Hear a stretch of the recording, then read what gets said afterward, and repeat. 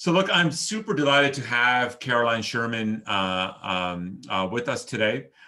Caroline is a strategy and product leader for data-driven businesses.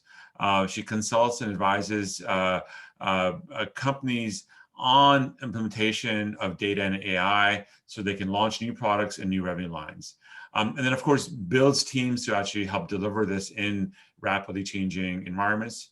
Most recently, Caroline was a Chief Product Officer and Managing Director for Strategy at Quantopian, a Boston-based fintech company backed by Andreessen Horowitz, Bessemer, Khosla, Point72, and other large VCs. They just had a nice exit. They joined Robinhood recently. While at Quantopian, she led the strategy and development for investment and technology products, leveraging Quantopian's more than 300,000 researchers globally. And like this, Quantopian was the sort of the crowdsourcing for investments story there. Prior to joining Quantopian, Caroline directed product management at InsightSquared and served as general manager for the data analytics software side of things, driving also product development there. And previously, Caroline worked in the very critical time for our economy in 2008 or so with the U.S. Department of Treasury for the Financial Stability Oversight Council under Secretary Tim Geithner. Prior to even that, she worked at Goldman Sachs, and she holds a BA in mathematics and economics from this school in New York called Columbia. Never heard of them, but she got her MBA from Harvard Business School, which we're very proud of. So with that, Caroline, so delighted for you to be with us and looking forward to our conversation. Again, as usual, we'll make it very interactive. I'll be interrupting. Please ask questions. We can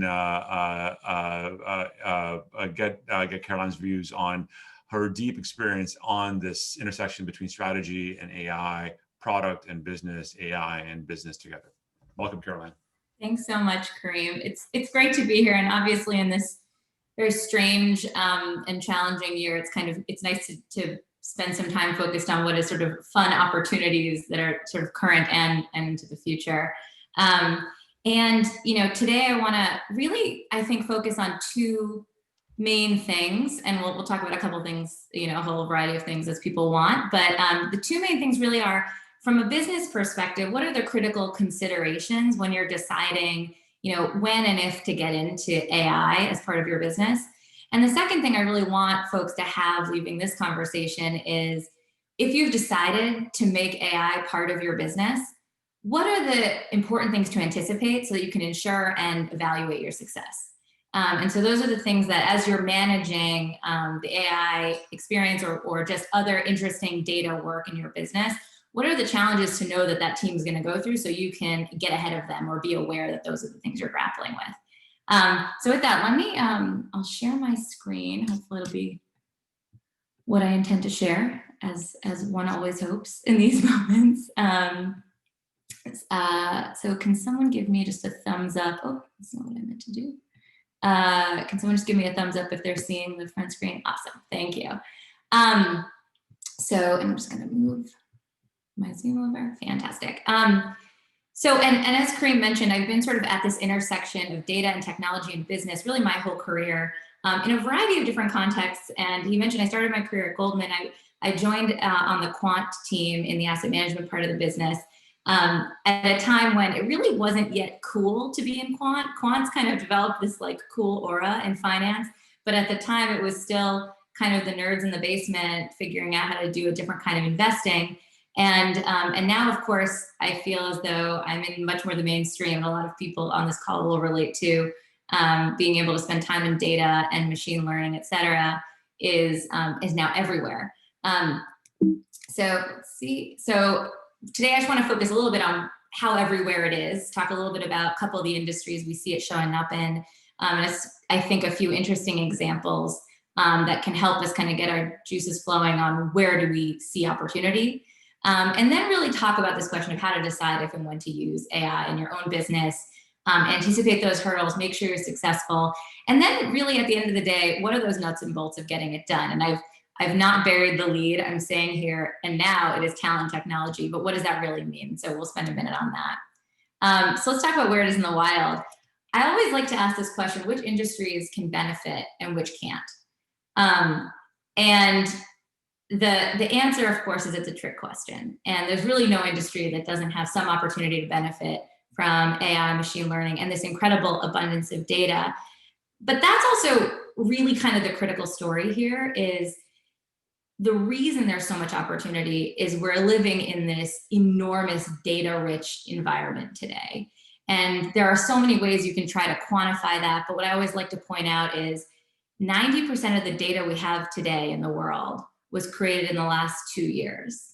And that fact has actually persisted for many years in a row. So what that means is right now, in this exact moment when we're living in this world sort of filled with data, you sort of know where you look, you don't see data, cameras, satellites, et cetera, this video call. We only have right now 10% of what we'll have in 2 years. Generally speaking, this only accelerates, if anything. So if anything, I'm being conservative on that guess. And so that puts us in the position to say, let's take advantage of it. Then the question again is sort of how and where. And I like to use this example, and Karim and Jenny and I were talking previously, we all love this example, because even with pig face recognition, we now can use AI. And what's really interesting about this is it's another salient example of how at the core, we end up talking about the data, because the hardest problem that had to be solved to do pig face recognition, which helps with all sorts of aspects of the farming of pigs, was getting a training data set. So for those who aren't familiar, a training data set refers to what's the data set that we want to use to make a machine work kind of in a laboratory before we put it out into the world. We know all the answers, so we're going to show it what it looks like to do the right thing, and then we're going to put it out in the world and have it tell us the answers with things we don't yet know about. So that's what your training data set is. And you often need a lot of data to get a machine ready to sort of anticipate other problems. You want to train it on a lot of data. Well, there wasn't a whole lot of data out there identifying pig faces. So actually developing that data set, which was a very manual process, was the biggest hurdle that they had to overcome in initially starting this work. And by the way, you might say, well, what about other animals? Well, it turns out pigs are especially hard. Cows present as like barcodes. They have all these identifying features already. So it's very easy to do cows. I mean, easy is, I need to put air quotes around that because none of these things are really easy, but on a relative basis, pigs are actually very hard to identify. So not only for humans, but even for machines. So you get really, really intricate with how you figure that out. So anyway, point is, it shows up everywhere. And I like to point out really just a few examples. Remote work management, one of the companies I worked with in this last year does a lot of organizational health. So can you measure the interactions of people online to determine how motivated your employees are, how effective or productive your employees are, who's about to leave? And at what point are you too much big brother? At what point are you going to stop attracting talent because you're known to manage your organization this way? So there's always really interesting questions that start to come up with how do you work with AI in the real world. Public health, marketing, business intelligence is really a whole industry just based on analyzing data. And that's a $30 billion industry now. It's only growing. Finance is obviously a place I've spent a lot of time, and I'll talk a little bit more about that. And then as I mentioned, agriculture and legal. Now I mentioned legal because it's just an interesting example where you very easily see the importance of business model in your decision-making process about using AI. So in a world where you're billing hourly, you're not very motivated to improve your processes. On the other hand, in a world where there's a lot of price pressure around your projects, you might start to want to automate your processes more and get more efficient so that you're not spending as much time on menial tasks, things like that. So can I ask you a question? And this is actually comes actually from Krishnan as well, but I have also been faced with this, and but I think we'll come back to this. The first is like, like the example of the pigs, which I love as well, and I talk about quite a bit, is like is this essential thing of what's known as sort of datafication, right, which Ming Zhang from Alibaba talked about, right? You take existing processes and you try to sort of rip out data from them when you didn't think it was possible, right? So they did this nice hack with cameras to do that.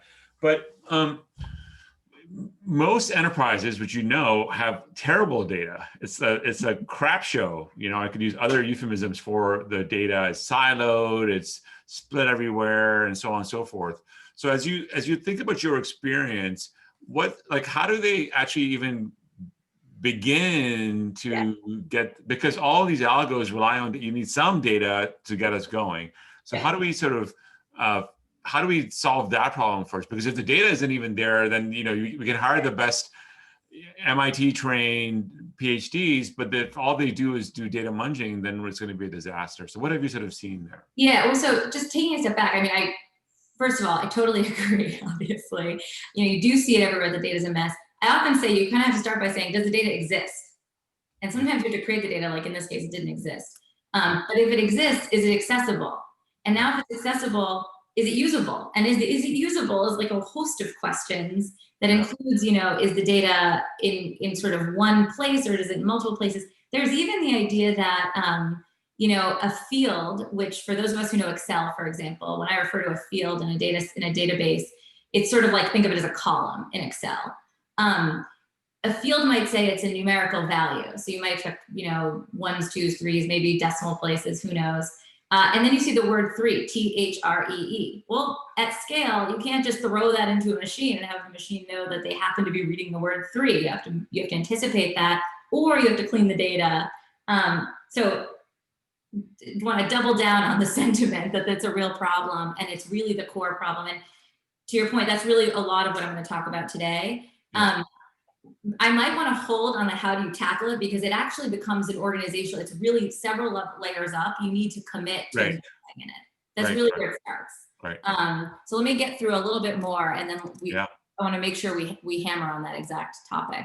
So I want to use this quick example because it's so salient, which is diagnosing COVID-19 using CT scans.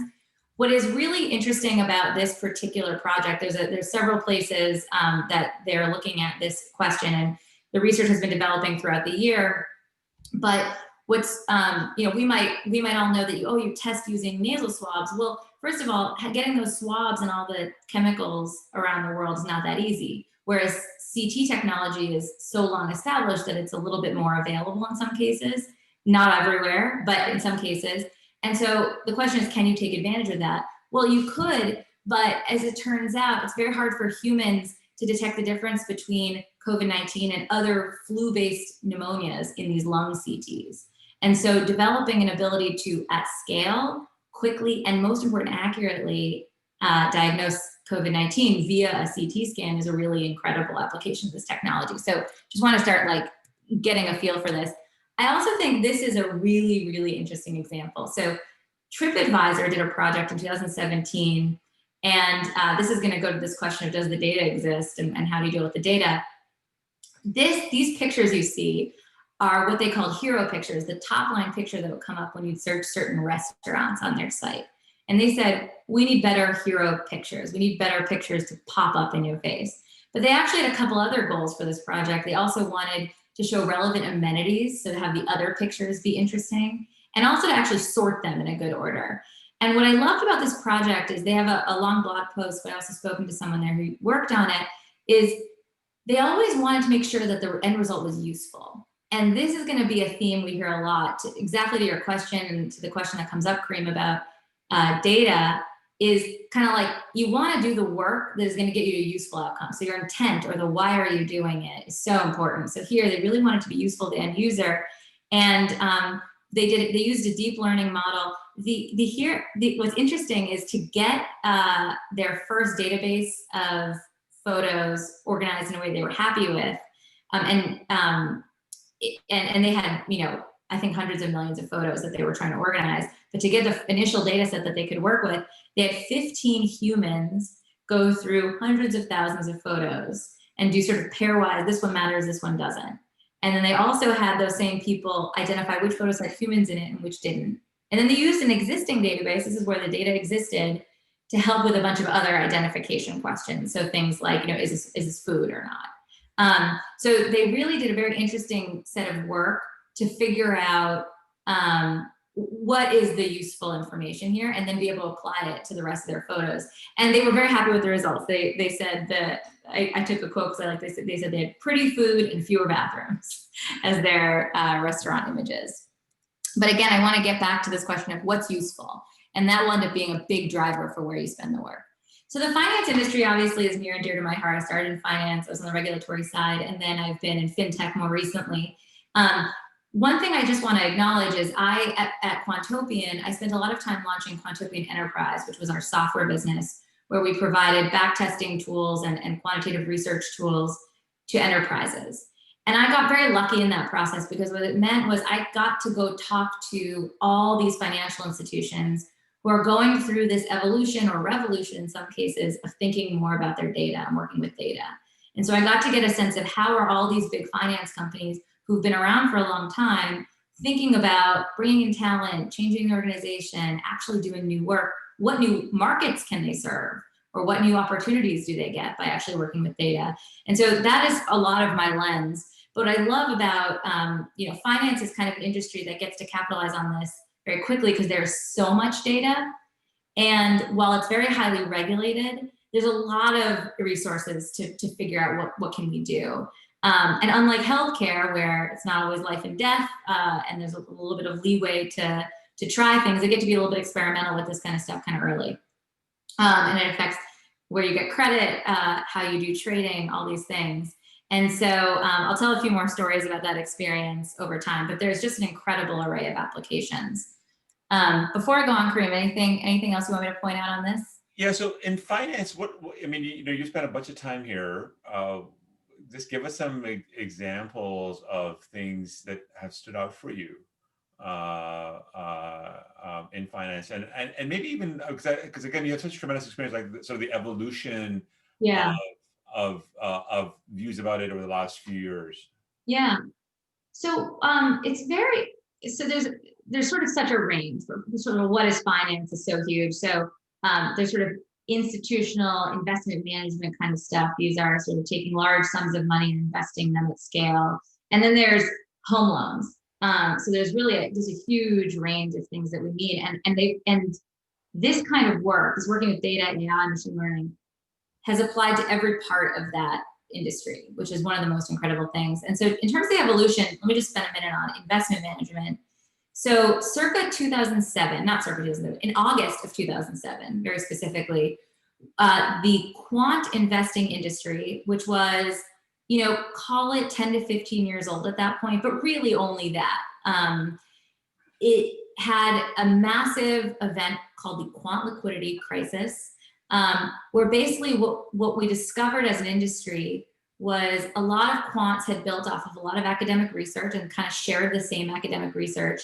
And although the industry had grown to many hundreds of billions of dollars at that point, the industry was trading on very similar views. And so suddenly when people wanted to get out of position, everyone wanted to do it at the same time with a lot of money.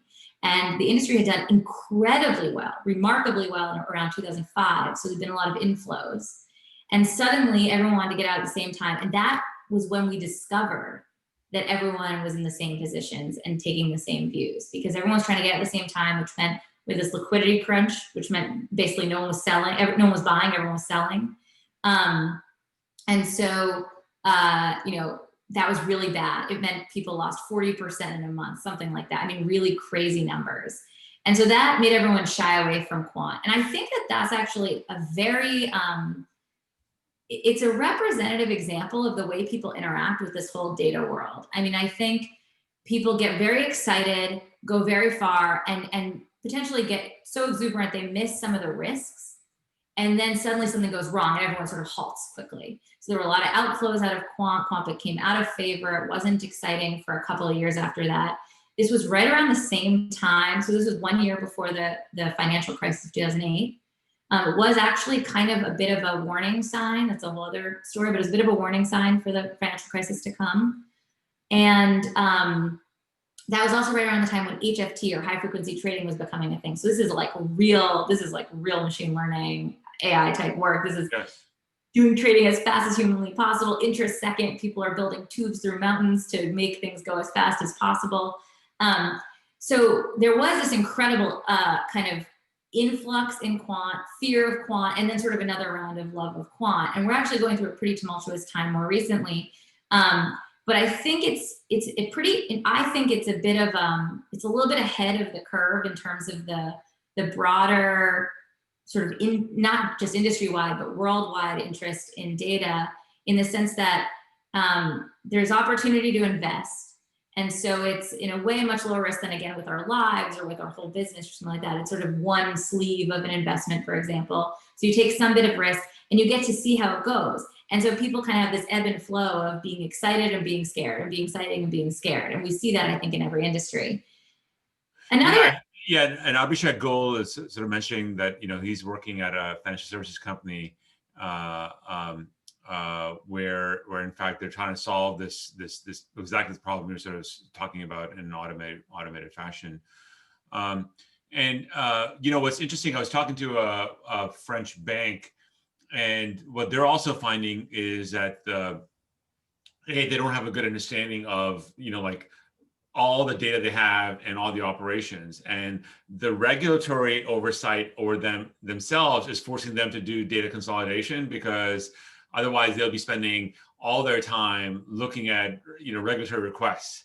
And so they're almost thinking like the regulators need to be another app on top of their system that they can go in and look at their data and figure out what's going on and get them clean, which is what you can imagine happening, right? I mean, the regulators might say, give us access to your systems, don't just send us PDFs or large boxes of reports, actually give us full on data access.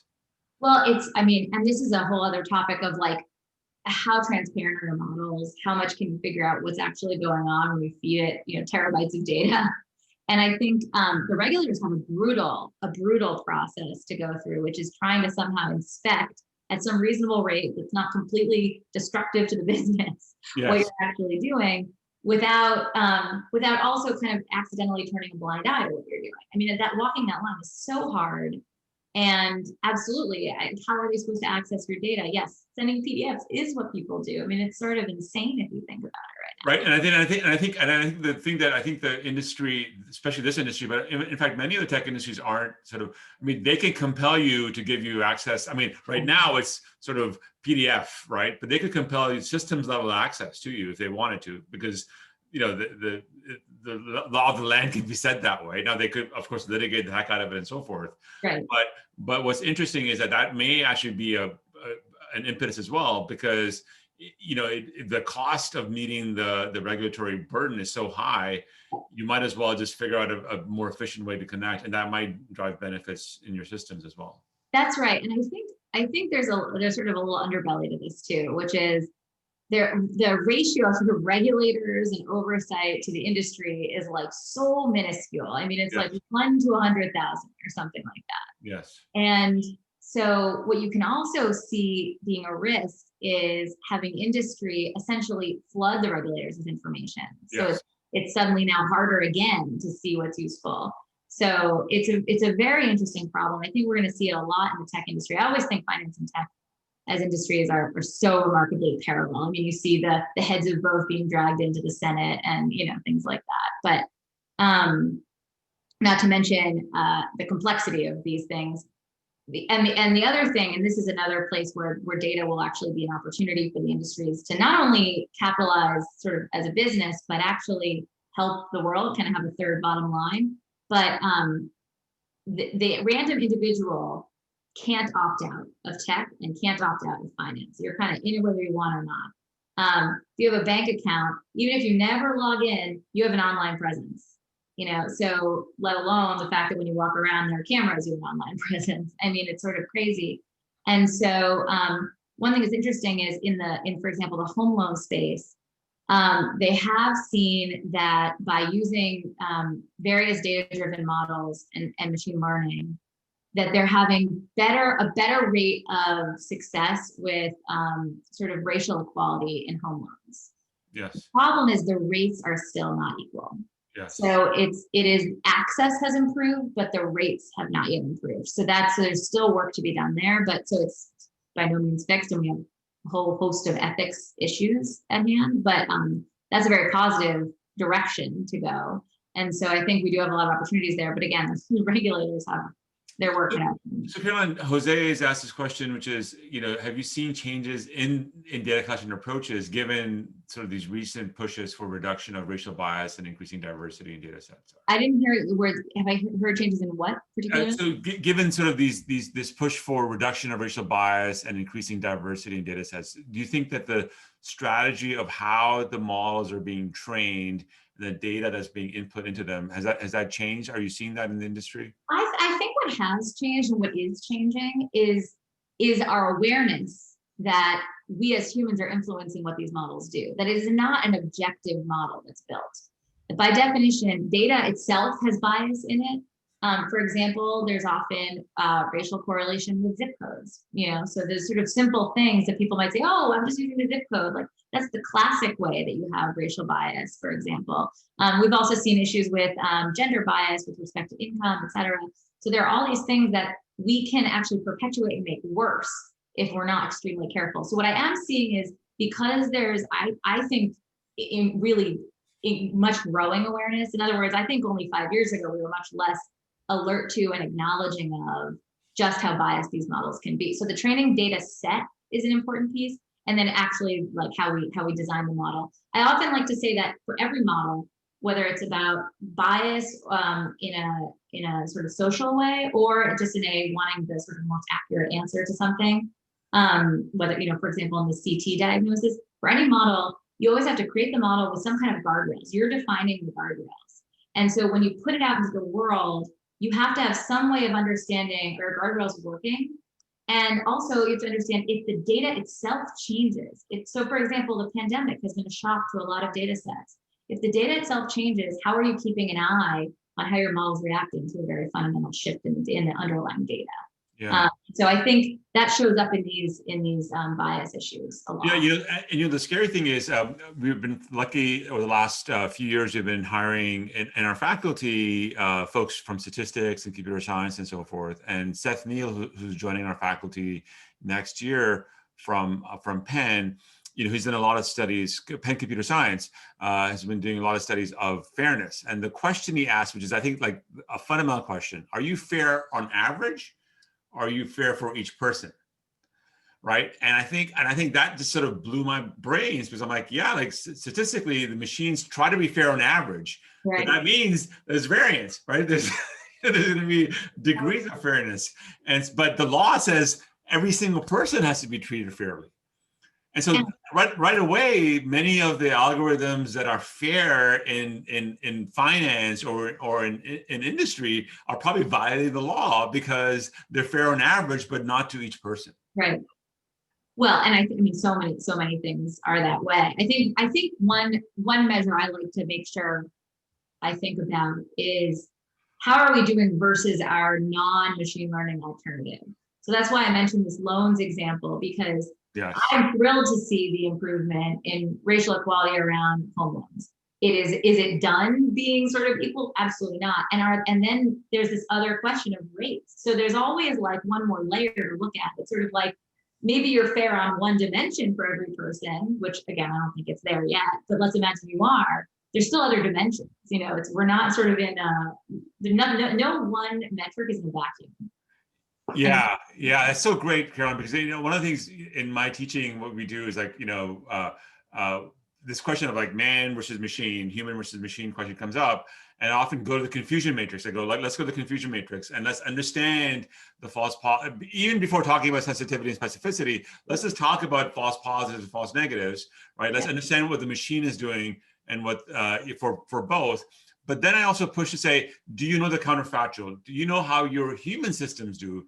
And then do the comparison. And oftentimes, we actually get really good precision, very good, specific numbers around false positives and false negatives, but we never know how good our human systems are. So we don't know what to compare it with. So the counterfactual is often missing.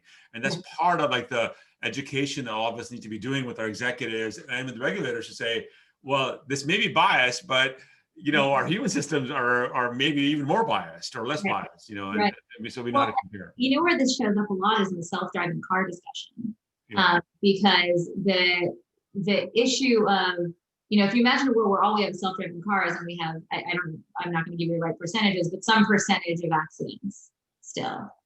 Is it still, 1% of the accidents you have in humans driving? Well, maybe, but are people going to be that much more outraged because they won't feel like they were in control? I mean, there's so many challenges that we navigate with how we determine sort of what does good look like. Yeah. And I know I spent a lot of time in product management and tech.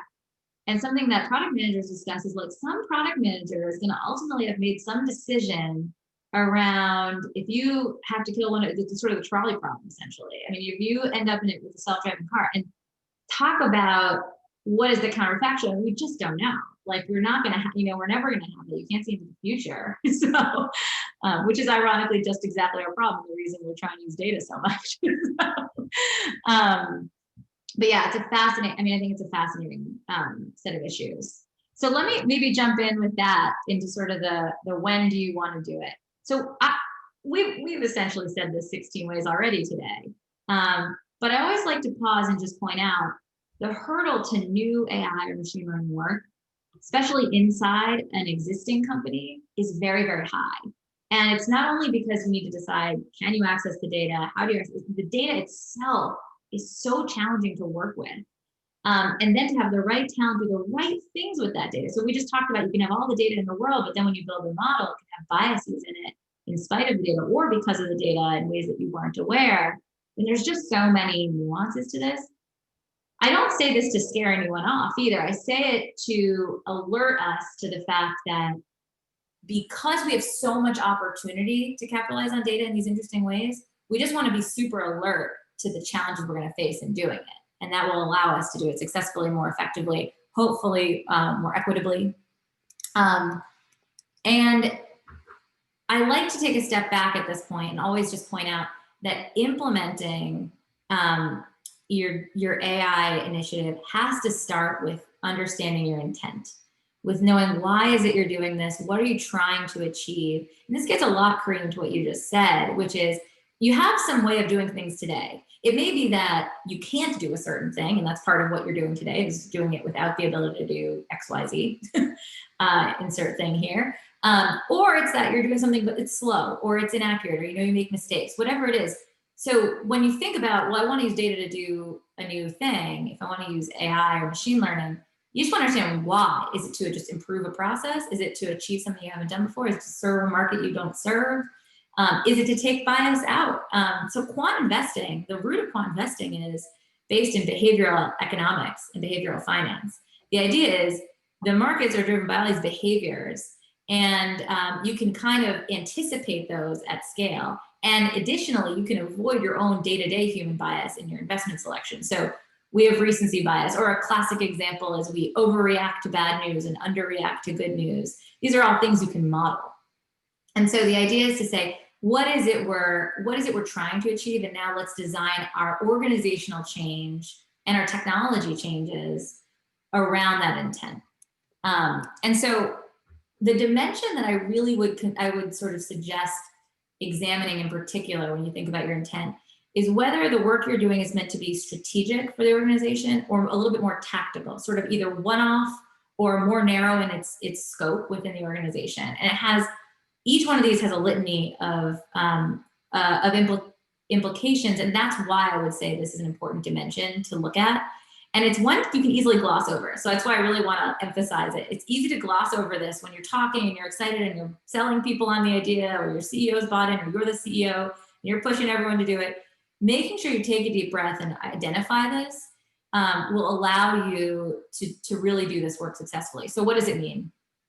When you're doing something strategically, again, more holistically, it's higher risk. You're taking a bigger risk. You're making a bigger change, a broader change. And you're going to inevitably want to do more in-house. Now, you can always buy stuff, and we should have more conversation around this buy versus build question. But you are really going to bring a lot internally if you're doing something strategically, right? Just by definition, you don't want to rely on a lot of external sources. You don't want to think something's out of your control. It also really throws into question how to measure your ROI. So what you know for sure is it's going to be a serious investment. And knowing exactly what your return is when something's strategic, when it's driven by the world around you, by the industry change as a whole, by an identity change for the company, it's a little harder to really measure down to the dollar your return. And so you have to be thoughtful about what that means for how you're getting buy-in and momentum in the organization. It also, to that end, has big HR implications. Too many words here. So, for example, who you hire, how you manage your existing talent, how you manage your brand, and who kind of is interested in your company. What you actually comp people on starts to change. So it really has a lot of implications there.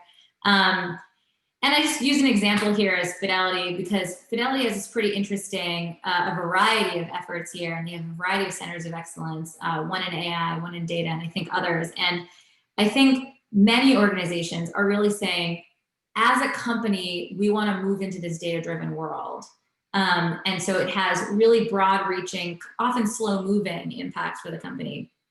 Tactical, each one of these elements is a little different. It's a little lower risk, usually easier to measure. It often will have implications for the priority order you do things in your company or a certain part of your company. But it won't necessarily completely change how your company is formed or how you're hiring. And it can often be driven by a very specific targeted goal, like company or like an external company or a customer. And I like this regulation comment we discussed earlier, Karim. There may be, for example, even in these companies that are already tech-driven or AI-driven, they might have a very specific initiative that's focused on how do they respond to regulators. How do you comply with regulators? So one interesting example is there's a consumer goods company that needs to manage communications and correspondences that they get from external customers about their products. And what they've started to do is try to use NLP, natural language processing, to quickly scan and read all those communications so that it can determine which ones they have to save. Mm. And so that's like a very interesting, very nuanced, specific regulatory question that they're trying to automate quickly. And to me, that's a very tactical use of AI and a very valuable one. I mean, you can imagine the time they sink into reading all those communications. Yeah.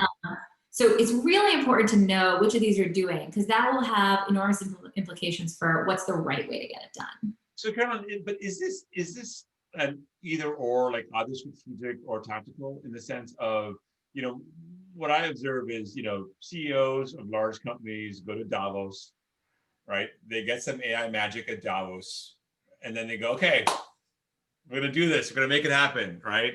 And then we're like in the trenches. And it's not clear if the CEOs are thinking about this as a strategic imperative or it's a tactical one-off thing. And like, so what advice would you give, especially for folks that are here who are sort of at the receiving end? Not all of them are CEOs, the receiving end of like, okay, the excited CEO is there. We want to do more. And then how do I sort of have a conversation saying, do I start on the left side on strategic, or do I start on the right side and tactical to build the muscle? What have you found works, or you might have seen both? I mean, we'd love your perspective on that. Yeah, I've seen a little bit of both. And I think, so in terms of dealing with the exuberant CEO, I'm very sympathetic to that. And folks I've worked with may see this and text me later. But I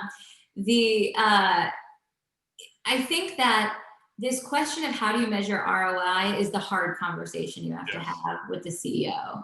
And it will have really, I think, how you determine the mandate you're given is going to be the driver for how you can actually do the work and how well you can do the work. And I think being able to articulate in your shoes, interacting with the CEO, bring something for the CEO to react to in terms of what is the definition of success. So it's very easy to say, tell me what the definition of success is. It's not an easy question to answer, especially if they've come back from Davos with exuberance. Yes. So instead, going away and saying, knowing what you know about budgets in the organization, because it really varies. Budgets, timelines, pressures. Are you quarterly earnings or are you privately held?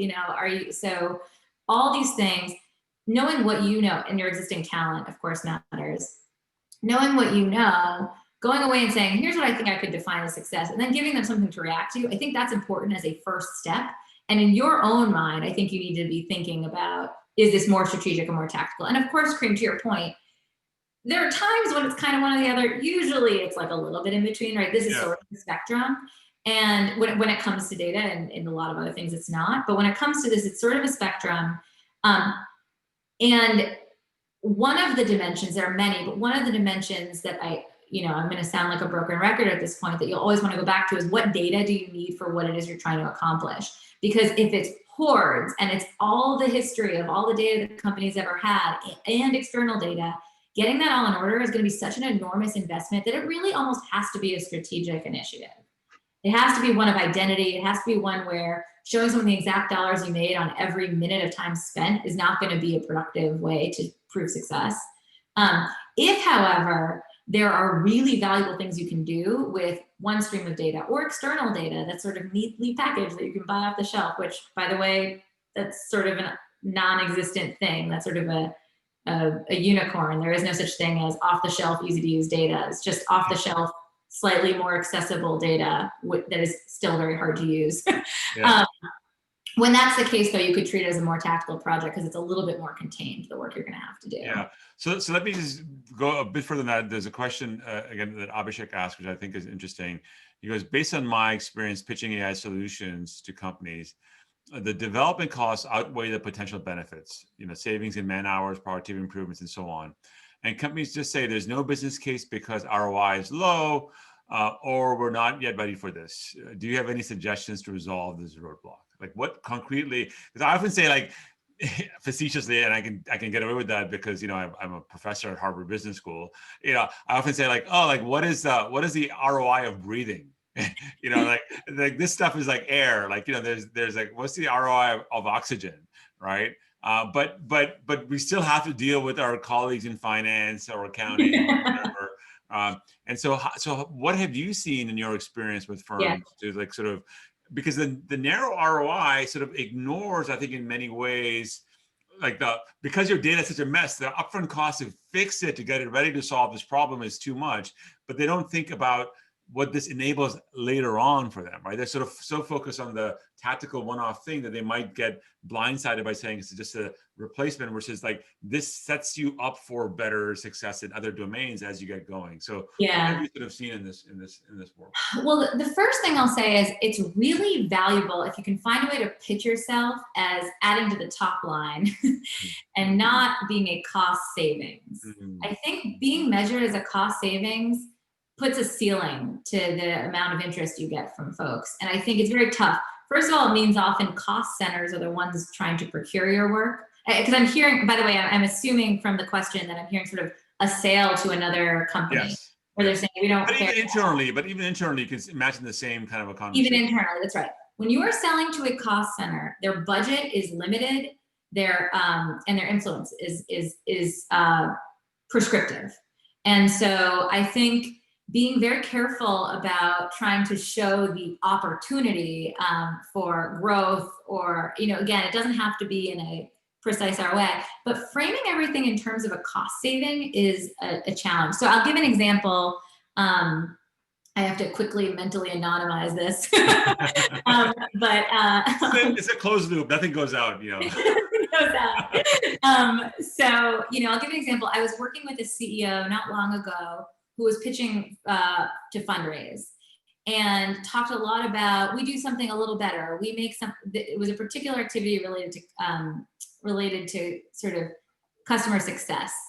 And it was saying, we make this faster, we make this easier. And it was sort of like, hey, you're kind of making it sound like this sort of necessary evil will be just like a little less evil. Yes. And that's just like not that enticing. Why don't instead you point out that to grow your business, you're reliant on knowing that this is in good shape, that this customer success is going well. And you're going to allow them to grow their business that much more effectively and quickly because they have this in order that much sort of more smartly. So forgive my sort of strangely anonymizing this. But I think, I sort of helped him reframe it. He doubled his fundraise in the process of reframing it that way, because it sounded like, gosh, you're just going to have to get everyone on board with trying to like save a few dollars on this process. Yeah. And it could have been saving a lot of dollars, but there's just no way to feel confident in that. And by the way, again, to your point earlier about proving the counterfactual, it's just very hard. People are living with their costs right now. Yeah. Everyone wants to shrink their costs, don't get me wrong, but like they're living with it. And by the way, to this whole point of like, you're selling something, like they're gonna have to spend dollars to reduce their costs. It's very hard to see through that, I think. And and also, like, again, Amanda Fetch is asking a similar question, which I think everybody struggles with, which is like, oftentimes with these systems, there's like a sort of a slow growing exponential curve in terms of the benefits you get, but initially it's slow growing, and then you see the returns. And so then you still need to make the upfront investment costs. So how do we what have you seen sort of work in organizations to sort of get them? So one is this sort of like reframe it in terms of what it enables you to do, right? So you can say, if you don't have this in order, you can't do these other things in the future. Anything else to sort of help, folks articulate what it takes to get the rising, eventually it's going to pay off, but you got to take some, bear some upfront costs. Yeah. So I think, so a couple things come to mind. The first thing is, I always talk about you need a clear mandate to get this done. So actually what I can kind of show you guys is I always show this picture to people because it's so important. I do think you're in a tough position when you're senior, but not the CEO, and you want to make sure that the mandate is explicit. That you want to get the CEO comfortable with how much work it takes to get there, exactly what you're asking.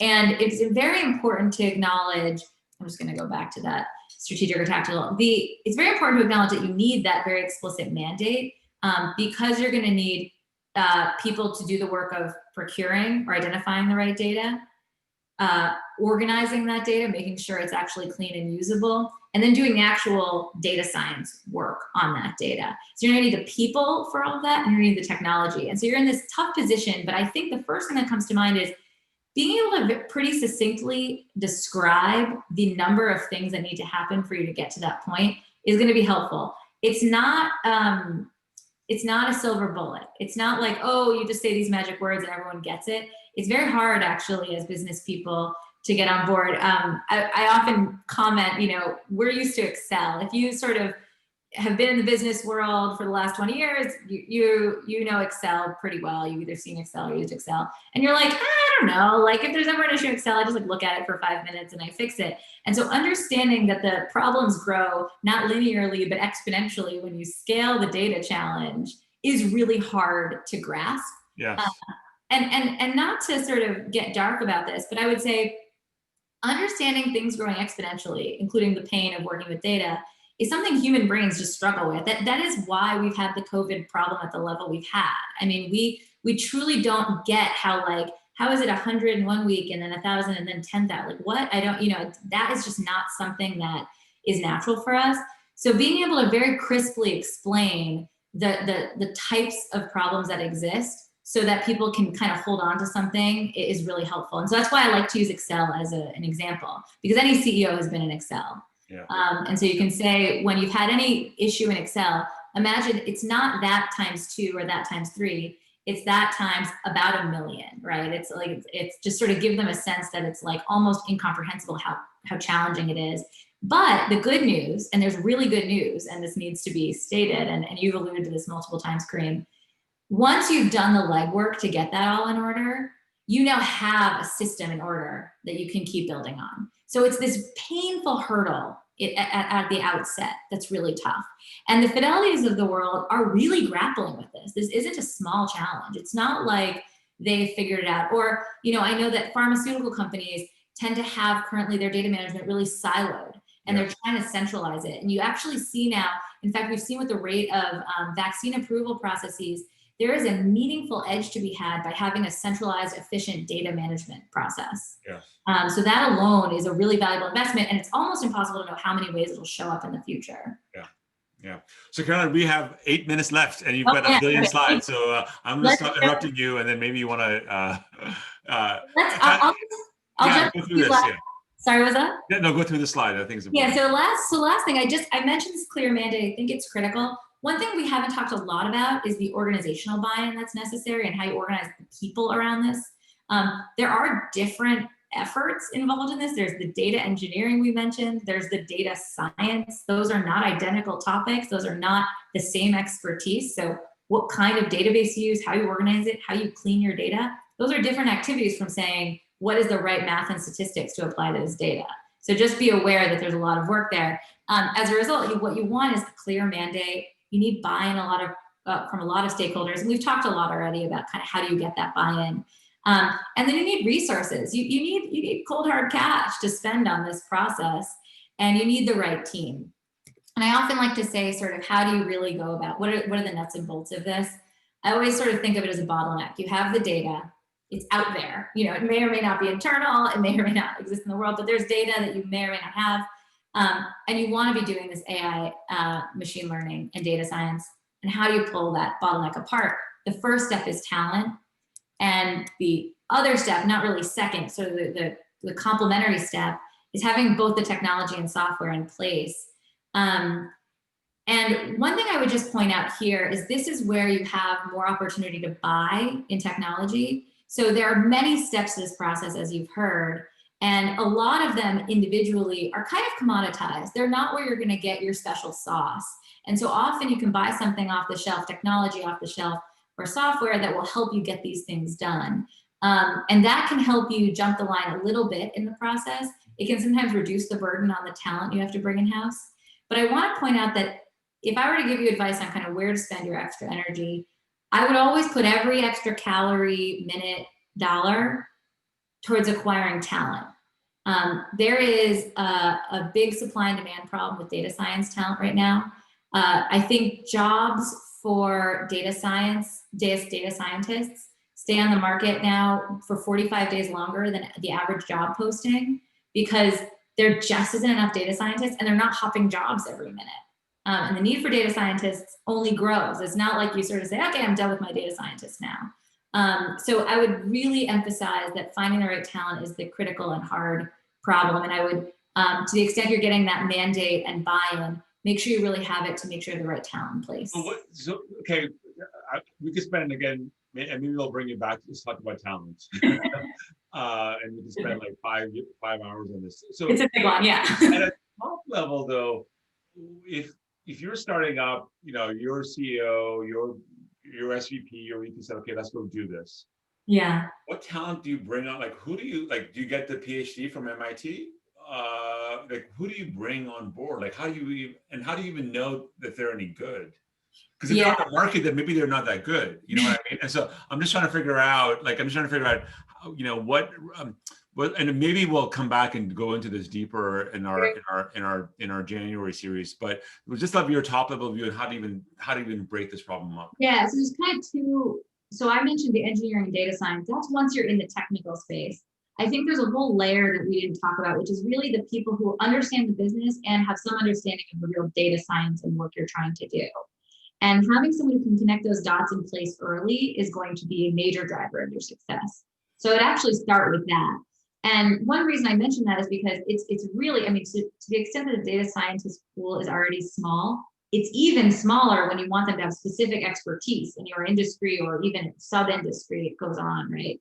So you need someone who can sort of help connect the dots, because ideally you can convey a lot of the domain knowledge to someone with a range of experiences on the technical side. But I would say start with someone who's going to help you make those decisions around who else you need, what technologies you should buy versus what you should build. There are business people who've been at that intersection and can help you navigate those challenges. And they are each independently pretty impactful to the outcome of the work. Yeah. And I think it's these translator roles. I think the problem is that most companies don't know they need these translator roles. I think they usually think I need somebody with a PhD in ML instead of saying what I need are the translator roles.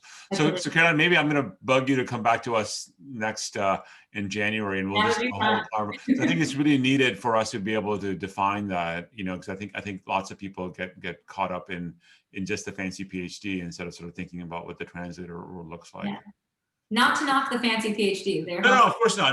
No. I think I have one in something or the other, not a real science, but you know, management science or something like that. But yeah, cool, great.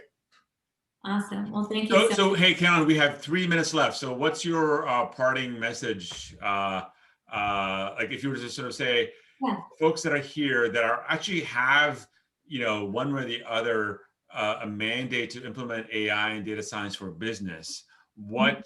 what things would you say they should be, what, like your top 5 or top 3 things they should Yeah. be thinking about a lot? The first thing I would say is you're going to be most successful if you can get a lot of buy-in organizationally, because you're going to need help from you're going to need help you don't anticipate in understanding, for example, as you figure out the bias of your models in the future, as you figure out what data sets you need, you'll be amazed at the parts of the organization you'll want to touch. So get buy-in early, have people be helping you and giving you tailwind. The second thing is I would focus really hard on that talent question, try to get resources for the talent you need. I just described how the supply and demand problem makes it hard to find the right people. It also means you have to pay them. So you're going to need resources to get the right people internally. And the third thing is I would get really serious about the buy versus build questions. So on the technology side, you are going to want to build some things, but do not underestimate how incredibly complex building technology is. And there is enormous demand for the software engineers of the world. I mean, you can look at the Googles and Facebooks and you see how many they're sort of slurping up. So to get them into your company is going to be hard, which means you want to be very selective about how you're deploying that resource. So that becomes a buy versus build question. And I think making those decisions smartly will give you enormous tailwind in the process. So those are kind of the 3 things I would really focus on. And what's the thing to avoid? What's the mistake that you see commonly people do? It could be inverse of those 3 things, but what's a mistake that you would sort of say? Well, a thing I have seen people do multiple times is try to build everything. The other thing I've seen is there's one large financial institution I know that's brought in a bunch of sort of more quant data science type people, because they're actually looking to kind of replace the work of their non-quant people. And they're seeing if they can replicate that work. But what I believe they've done, what I've seen happen is, I think they deep down have some reticence. They're a very old institution. And I think they have reticence to actually go all in. And as a result, they haven't really waited and found the sort of A+ people that they need to actually get that work done. And so I think that's where I focus on this clear mandate piece. It's because the mistake people can make is sort of being one toe in the water just doesn't work in this space. Yeah. That's where I would really focus your energy, is making sure there's clear mandate and kind of a go all in attitude. Well, Caroline, again, I think you have an automatic invitation back to us. Hopefully you'll accept it. In the chat. You can see lots of people are very delighted by this conversation. So we really appreciate the time you've taken with us. And so we'll be, we'll be calling on you for sure. And as a wrap up, again, I want to first thank Jenny Hoffman for all the amazing work she does in the background to get us here. I'm basically a puppet for her. She just pulls the strings and I just show up. But Jenny has been incredible in getting everybody organized and getting us here in person. So thank you, Jenny, for all your effort in getting us launched. And the person who's not here at the moment is Doug Levin, who is our entrepreneur in residence. And he's been helping us tremendously in identifying people to bring on board. And again, I also suggest our community here now that if you come across people that you think we should be interviewing and having them participate, let us know. And we can use the H-bomb to attract us and join us for this. And the rest of the Lish crew that is here with us as well. I want to thank all of them for getting us going.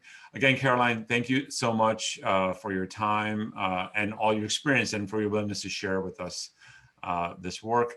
Everybody stay safe. The whole world is going through a crazy surge, as you know, US, worldwide. Mask up, please. And, on the other side, there is a vaccine coming, but it'll be a few months before all of us get access to that. So good luck. Have a great holiday. Have a great Christmas.